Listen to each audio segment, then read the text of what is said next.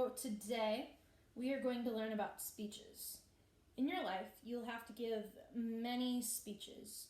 You might have to give speeches at work or at weddings or even at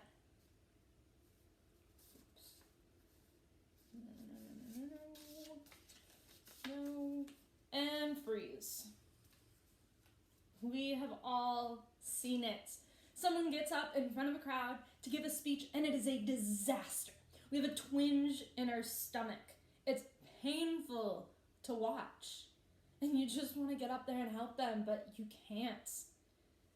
And we just have to sit there and watch this train wreck as it keeps burning larger and larger and larger. Well, personally, I've had to give a lot of speeches. I've competed in different speech contests, both the region, state, and even the national level. I have also been a spokesperson for many organizations. So I've had to give speeches from groups as small as 3 or 4 to a whole auditorium filled with 3, 4, even 500 people. And yes, it's nerve-wracking. But if you follow my structure, my tips, you too will be able to confidently give speeches in front of people. The 3 things we are going to talk about today is proper presentation, a functional structure, and then some helpful tips for the next time you have to get in front of an audience and give a speech. So the first thing we're going to talk about is proper presentation. And well, the thing is, with presentation, people don't just hear with their ears. They also hear with their eyes. Right or wrong, people make judgments based on what they see. So what we're seeing right now is I am in my Sunday best, right? I've got my hoodie, I got pajama pants on. This is the ultimate speech clothes, right? Not quite. So just a second. Better. Notice how I'm wearing just a polo and khakis. Casual but professional. I'm not asking for people to be dressed to the nines, but showing up in their pajamas and a hoodie also is not appropriate. And this is for 2 reasons. One, I'd already mentioned. The audience isn't going to take you seriously if you show up in pajamas and a hoodie. The other is you're not going to take yourself seriously if you show up in pajamas and a hoodie. You dress for how you want others to perceive you, and you will start perceiving yourself that way. Now, is it right or is it wrong that people judge us based off how we dress? Probably not. But the truth of the matter is, that's what happens. And if you don't dress for success, you're leaving yourself out of a lot of opportunities. So, we talked about clothes. The next thing that I want to talk about on presentation is your background. And a lot of times you're not going to have a lot of say on your background. However, if you do have say, try to make sure your background is plain and blah. You don't want a background that's a window. Because instead of people watching you, they're going to be watching the squirrel that's running across the lawn, because that seems way more interesting than whatever you have to say. But if you make yourself more interesting than anything else going on, people will pay attention to you. And one of the ways you can do that is by not allowing anything that could potentially be more interesting than you in the shot. Last but not least, note cards. Now, I gave an example at the very beginning of a bad use of note cards. I stood there, had my face in them, was reading super monotone, wasn't making eye contact. That's not what we want. Note cards can be helpful, they can be effective, and keep you on track. They can also be a distraction. Your goal is to make them not a distraction. And how you can do this is how you function with your note cards. I don't write complete sentences on my note cards. I try to do just a couple word blobs and keep them as vague as possible. That way when I'm like, shoot, what was I gonna say next? I can just glance down and be like, oh, note cards. That's the next word on there. Perfect. And I can talk about note cards. Where if I have complete sentences and paragraphs on my note cards, it'd be like, okay, so I was just talking about, and that would put me, and you have to find it, and then it's just more tempting to sit and read because you need to follow along so that you know what you're gonna say next. But if you just use bullet points, you don't have that problem. So use note cards, just make sure they're not a distraction. You don't have to use note cards, but they can help, especially for novice speakers. So with that, note cards can help provide your speech structure because it helps keep you on track. Giving your speech structure to begin with is essential. You want an introduction, you want a middle, and you want a conclusion. So we're going to break apart what each piece of that should entail. First and foremost, you need an introduction. The introduction is the most important part. It is when you make a connection with your audience. It is when your audience knows what you are going to talk about. An introduction can be the difference between someone sitting and staying through your entire speech or getting up and moving on. It can be the difference in a YouTube video between you watching the rest of the 7 minutes and you being like, there's a cat video, I'm going to watch that instead. Your introduction is so important. Right away, you want something interesting that is going to get them excited for whatever you're talking about. Then you need to sell yourself. Just like we said before with professional clothes, you need to sell yourself with your words. Because why are you qualified to talk about what you are talking about? They don't know that. And the only way that they will know is if you tell them. So notice how at the beginning of my speech, I talked about competing in speech contests. And I talked about speaking in front of audiences, small and large. It was to sell myself so that you guys knew why I'm uniquely qualified to give this speech and to teach you this topic. Lastly, you need your main points. What are people going to learn about? Ideally, you have 3 main points. And we'll dive into why 3 later.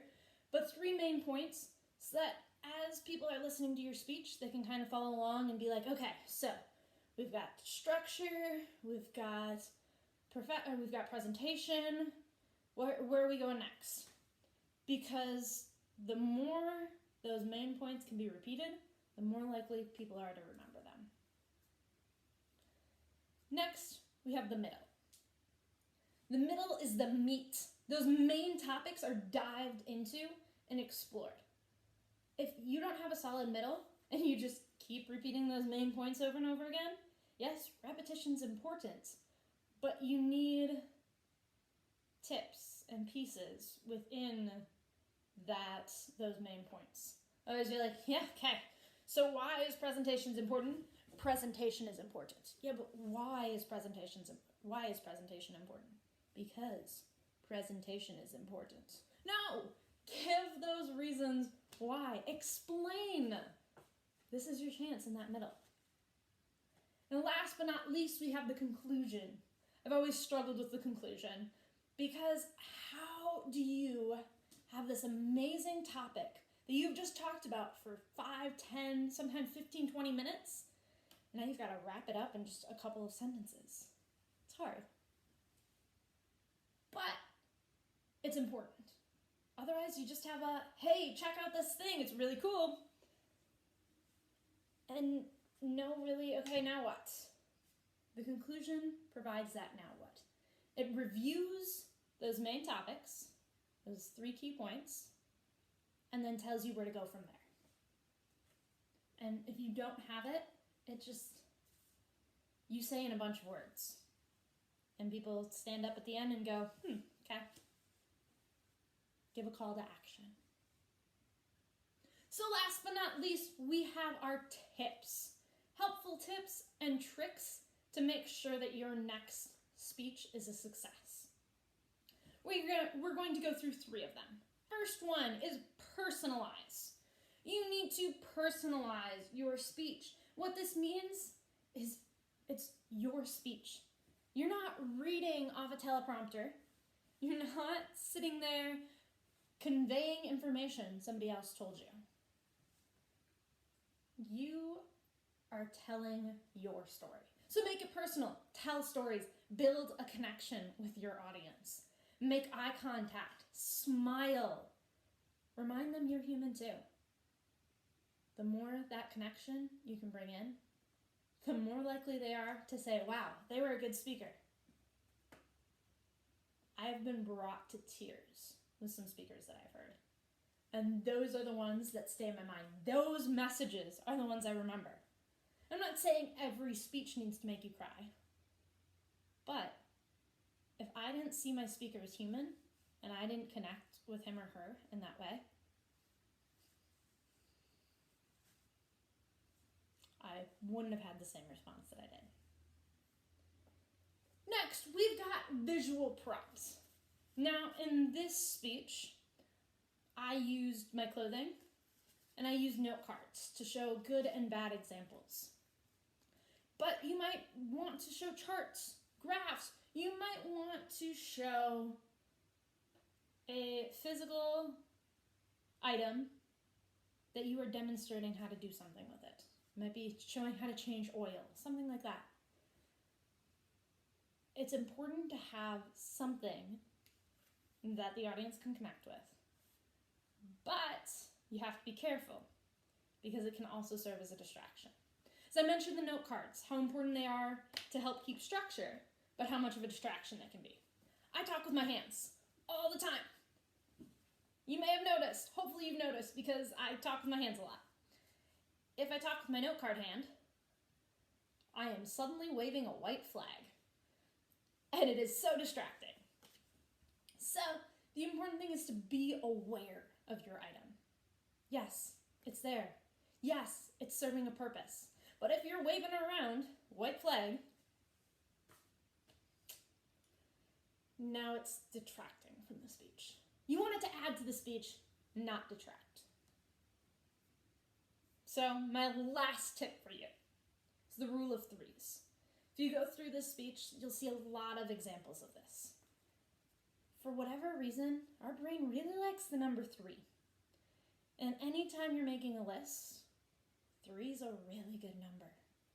It's not so much that you feel like you're rambling, but it's enough so that people feel like there's substance to it. That's why we have 3 key points. Brains can remember 3 key points. It also gives that oomph. And yes, there's more than one thing to this. That's why I had 3 points of an intro, a body, a conclusion. Using those 3 examples, it helps it feel more complete, like there was a purpose and not just so here's one example of a reason why you shouldn't do this. It helps it feel more complete. So anytime you can, rule of 3. And that brings us to our conclusion. As I said, conclusions are not my strength. However, I've worked really hard to try to make them my strength. So, a speech is really important. There are times in your life that you are going to have to stand in front of people and convey a message. It might be a wedding, it might be at work, it might be a random moment that somebody says, hey, I know you're passionate about this topic. Can you stand up and tell the crowd about it? And that's why it's really important when we've got those moments to have a solid presentation, a functional structure, and then to follow tips such as the rule of 3s or to personalize it and make sure people are connected to it. All of those things are going to help you in a successful speech. So whenever your next speech is, remember those things and go out and change the world. All right, so we're going to break down that speech that I just gave. So let's just dive into it. This is the rubric that I've given you. If you are doing something other than the teach someone something speech, I'm using the same rubric across the board. So you're fine. It's all the same.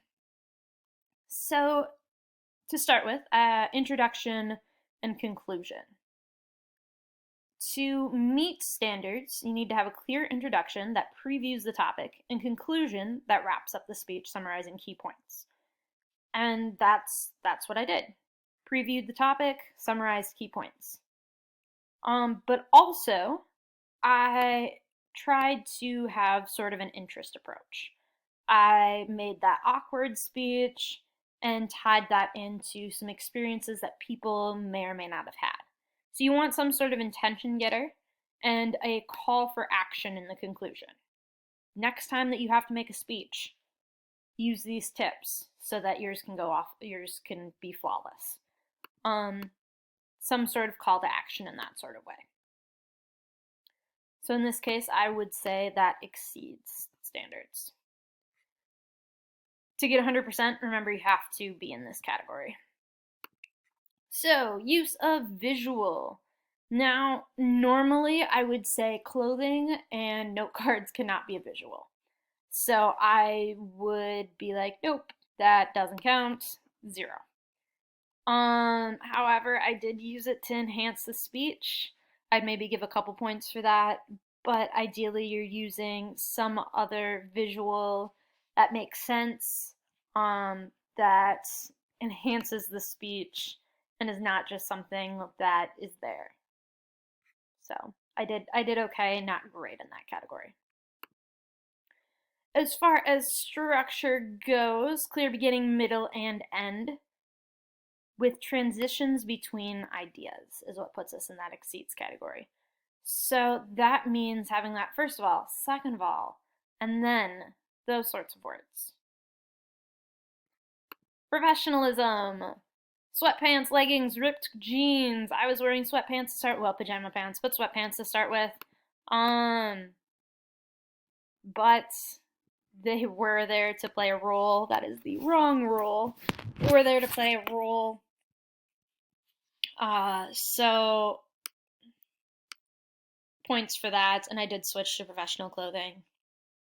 As far as time goes, I would get docked because I think I was over 8 minutes. I haven't actually put the 2 pieces of the video together, but I'm pretty sure I'm over 8 minutes. So I would have gotten docked by that. If you're 30 seconds over, you're not going to be docked the entire 5, and when we multiply by 2, 10 points.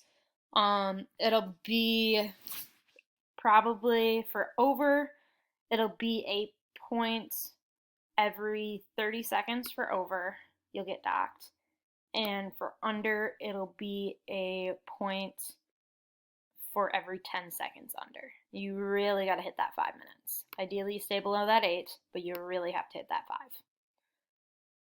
5. But yeah, so that's a little critiquing of my speech and what I expect out of yours.